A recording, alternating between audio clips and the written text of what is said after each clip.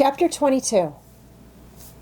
I knew what it was as she came toward me. For 10 minutes, I had watched her talking earnestly with the engineer, and now, with a sign for silence, I drew her out of earshot of the helmsman. Her face was white and set. Her large eyes, larger than usual, what of the purpose in them, looked penetratingly into mine. I felt rather timid and apprehensive, for she had come to search Humphrey Van Weyden's soul, and Humphrey Van Weyden had nothing of which to be particularly proud since his advent on the Ghost. We walked to the break of the poop, where she turned and faced me. I glanced around to see that no one was within hearing distance. "What is it?"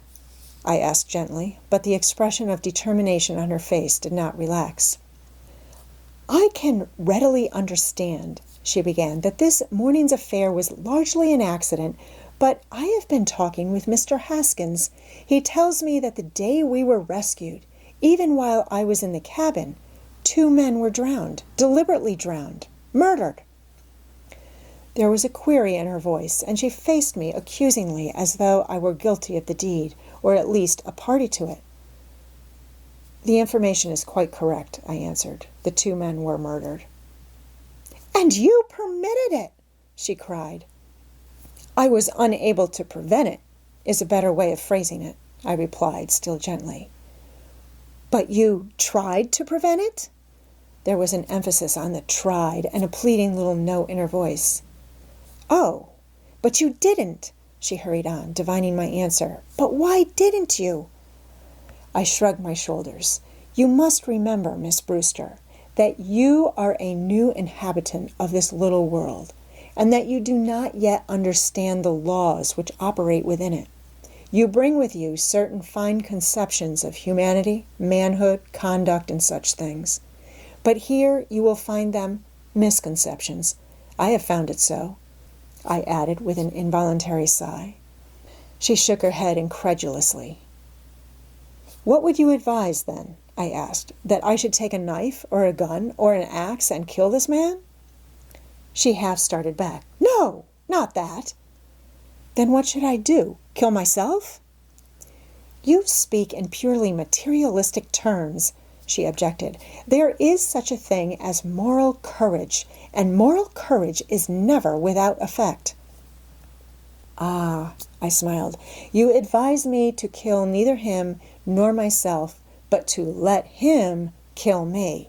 I held up my hand as she was about to speak, for moral courage is a worthless asset on this little floating world. Leach, one of the men who were murdered, had moral courage to an unusual degree. So had the other man, Johnson. Not only did it not stand them in good stead, but it destroyed them. And so with me, if I should exercise what little moral courage I may possess. You must understand, Miss Brewster, and understand clearly that this man is a monster. He is without conscience. Nothing is sacred to him. Nothing is too terrible for him to do. It was due to his whim that I was detained aboard in the first place. It is due to his whim that I am still alive. I do nothing, can do nothing, because I am a slave to this monster, as you are now a slave to him. Because I desire to live, as you will desire to live. Because I cannot fight and overcome him, just as you will not be able to fight and overcome him." She waited for me to go on. "What remains? Mine is the role of the weak. I remain silent and suffer ignominy, as you will remain silent and suffer ignominy. And it is well. It is the best we can do if we wish to live. The battle is not always to the strong. We have not the strength with which to fight this man. We must dissimulate and win, if win we can, by craft. If you will be advised by me, this is what you will do. I know my position is perilous, and I may say frankly that yours is even more perilous. We must stand together, without appearing to do so, in secret alliance. I shall not be able to side with you openly, and, no matter what indignities may be put upon me, you are to remain likewise silent. We must provoke no scenes with this man, nor cross his will, and we must keep smiling faces and be friendly with him, no matter how repulsive it may be." She brushed her hand across her forehead in a puzzled way, saying, "Still, I do not understand." "You must do as I say," I interrupted authoritatively, for I saw Wolf Larson's gaze wandering toward us from where he paced up and down with Latimer amidships. "Do as I say, and ere long you will find I am right." "What shall I do, then?" she asked, detecting the anxious glance I had shot at the object of our conversation, and impressed, I flatter myself, with the earnestness of my manner. "Dispense with all the moral courage you can," I said briskly. "Don't arouse this man's animosity. Be quite friendly with him, talk with him, discuss literature and art with him. He is fond of such things. You will find him an interested listener and no fool. And for your own sake, try to avoid witnessing, as much as you can, the brutalities of the ship. It will make it easier for you to act your part."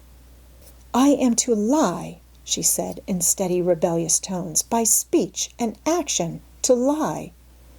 Wolf Larson had separated from Latimer and was coming toward us. I was desperate.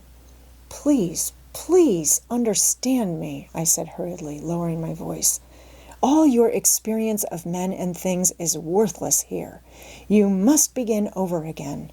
I know, I can see it. You have, among other ways, been used to managing people with your eyes, letting your moral courage speak out through them, as it were.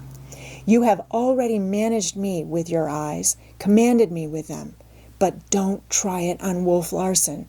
You could as easily control a lion, while he would make a mock of you. He would—" "I have always been proud of the fact that I discovered him," I said, turning the conversation as Wolf Larson stepped on the poop and joined us. "The editors were afraid of him, and the publishers would have none of him. But I knew, and his genius and my judgment were vindicated when he made that magnificent hit with his Forge." "And it was a newspaper poem," she said glibly. "It did happen to see the light in a newspaper," I replied, "but not because the magazine editors had been denied a glimpse at it." "We were talking of Harris," I said to Wolf Larson. "Oh, yes," he acknowledged. "I remember The Forge. Filled with pretty sentiments and an almighty faith in human illusions. By the way, Mr. Van Weyden, you'd better look in on Cookie. He's complaining and restless." Thus I was bluntly dismissed from the poop, only to find Mugridge sleeping soundly from the morphine I had given him. I made no haste to return on deck, and when I did, I was gratified to see Miss Brewster in animated conversation with Wolf Larson. As I say, the sight gratified me.